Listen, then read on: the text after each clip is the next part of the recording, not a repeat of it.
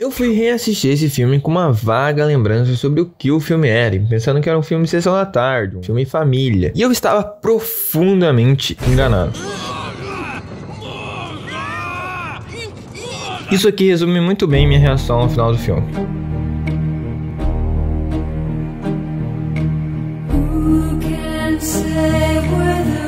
Mas eu acho que eu estou começando o vídeo um pouco errado, falando do final, sem explicar o começo. Então vamos lá, só mais uma vez. O protagonista desse filme é Evan, que sofre com o fato de não ter um pai. Na real, ele tem um pai, mas seu pai é louco e está em um asilo. Um dia, Andrea, mãe de Evan, é chamada pela professora dele e lá ela descobre que seu filho se desenhou matando nazistas. E ela fica super triste ao descobrir que seu filho odeia nazistas. Ué? Não, acho que é porque ele se desenhou matando gente. Isso não deve ser um bom sinal quando você está criando um filho. A não ser que você queira que seu filho seja um assassino ou um assassino, só que do bem.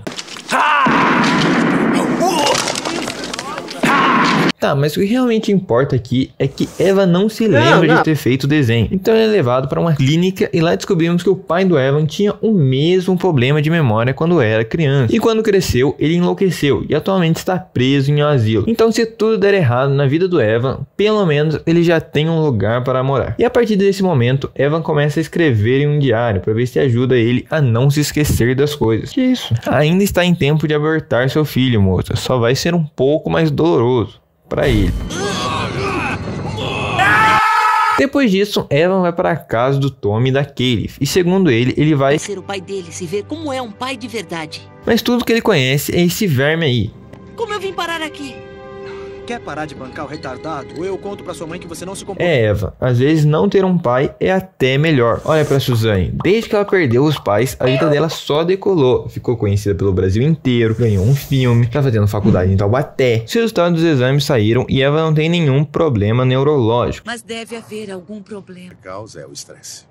Ele tem 7 anos. Que tipo de estresse pode ter um menino de 7 anos? Eu até concordaria, mas ele não tem pai, pode ter sido abusado. André então decide deixar Evan ver o seu pai. Hoje vou conhecer o meu pai. O nome dele é Jason. Ele é louco. Ah, que isso, pô. Seu pai parece um cara tão normal. Tirando o fato dele estar algemado, acompanhado de guardas em um asilo psiquiátrico, ele é igual a qualquer outro pai. Meu pai também brincava assim comigo.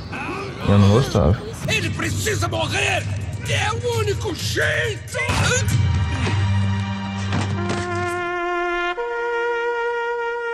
Eu acho que deu tudo certo. Tirando ele ter tentado matar o garoto, ele ter morrido. Tirando isso, foi um dia bem proveitoso. Mas pô, que pai nunca tentou matar seu filho? Meu pai sempre disse que é pra criar caráter. 6 anos se passam e agora Evan é um adolescente que fuma, porque isso é legal. Não conseguir subir uma escada sem ficar sem fôlego, uhul, morrer de câncer, ai que da hora. Ficar fedendo, eba, eba, eba. Fuma não, pô. Cigarro da Curse.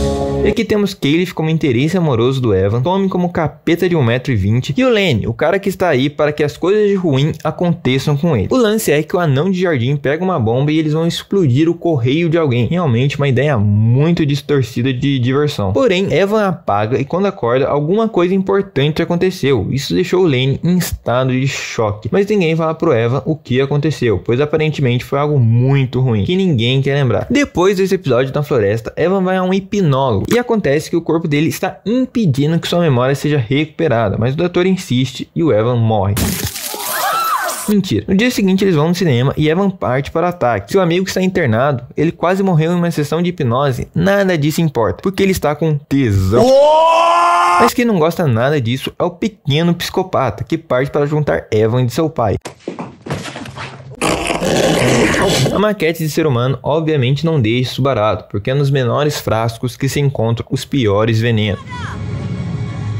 Neste momento, o céu sentiu o verdadeiro terror. Depois disso, o Lenny volta e o Tommy ainda não superou o Evan estar pegando sua irmã e pretende dar uma de chinês no cachorro do Evan. E o Evan até tenta impedir, mas dá tudo errado.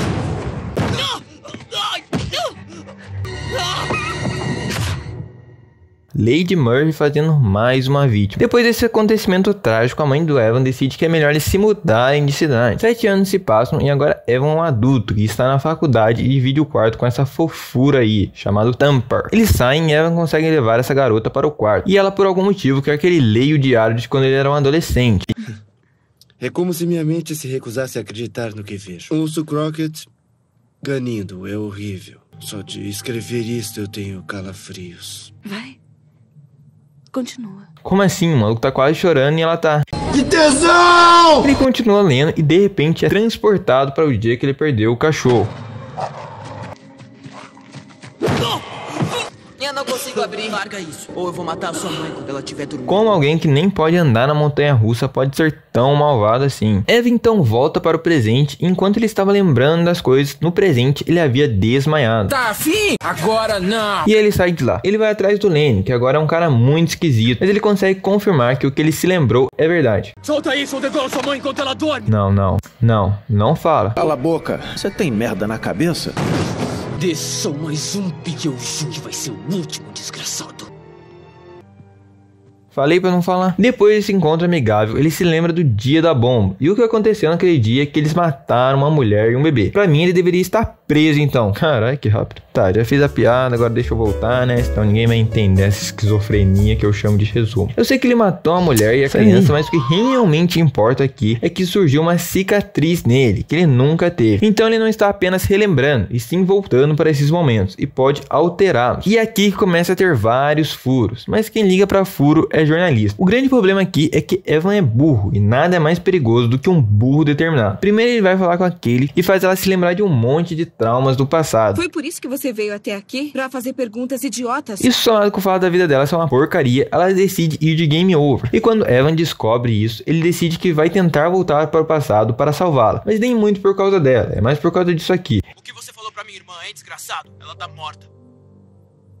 Você também.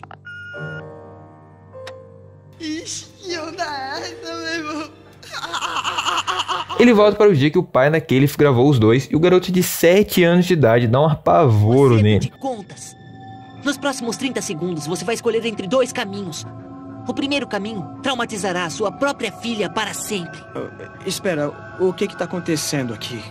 Como você tá fazendo isso? Como ele tá falando? Muito simples. Você tem cordas vocais que vibram como as cordas de um violão.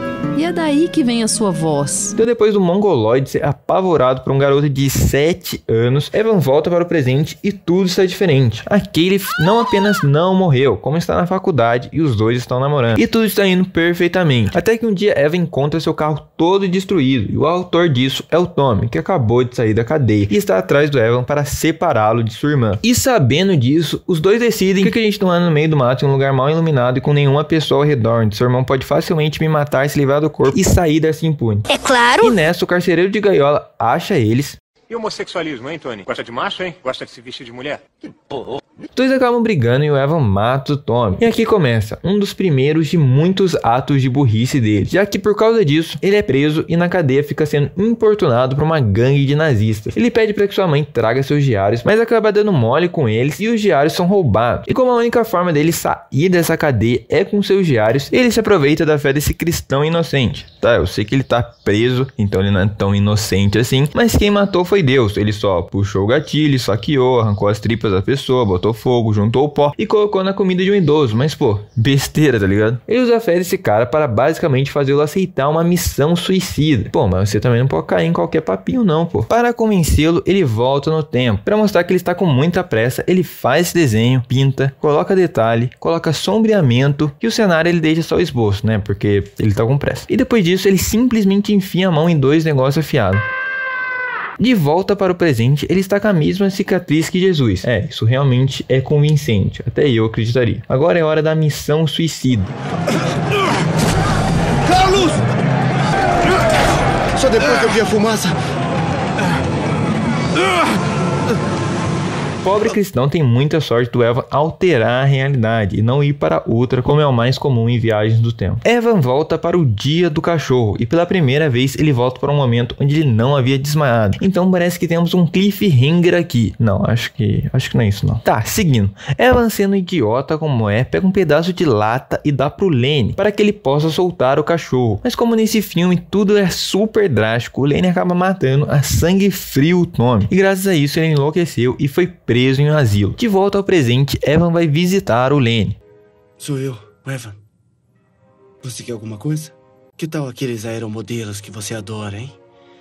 Ele tá muito de sacanagem. O maluco tá preso basicamente por culpa dele. E ele fica perguntando se ele quer um aviãozinho. O cara literalmente só pode mexer a cabeça. O que ele vai fazer com o aviãozinho? No melhor dos casos, ele engasga e morre. Foi por isso que você veio até aqui? Pra fazer perguntas idiotas? Isso mesmo, Kaylee. Cara idiota. Vai, sai daqui antes que eu me estresse mais com você. Depois disso, Evan volta para o dia que conheceu seu pai. Ele basicamente volta porque ele sabe que o pai dele tinha a mesma capacidade e deve ter mais experiência no assunto. Aí o pai dele dá sua opinião, ele fica, tá bom, você não sabe de nada. Que moleque idiota. Voltou lá só pra matar o pai dele mesmo. Depois disso, ele se encontra com a Kaylee, que agora é uma viciada que vende o corpo. Eva, você estragou a vida de todos. E ele só vai falar com ela pra dizer que a culpa dela estar assim é dele, porque ele viajou no tempo e fez isso acontecer. Por que ele fez isso? Não sei. Até porque ele vai voltar no tempo de qualquer jeito, então não tinha pra que ele fazer isso. Dessa vez, o momento para qual ele volta é o dia da explosão, e dessa vez ele corre pra avisar a mulher, que carga legal pra ele. E o Tommy vai lá e salva ela, mas eu tenho certeza que esse bebê aí não tá bem, caiu uma moleira no chão. Enquanto isso, o energúmeno do Evan está parado esperando a bomba explodir na cara dele. E isso que acontece. De volta ao presente, agora tá todo mundo vivo e bem, tirando ele, que agora vive com 2 cotocos. E ok, apesar da situação dele estar ruim, ele não vai mais voltar, né? Pela primeira vez estão todos bem.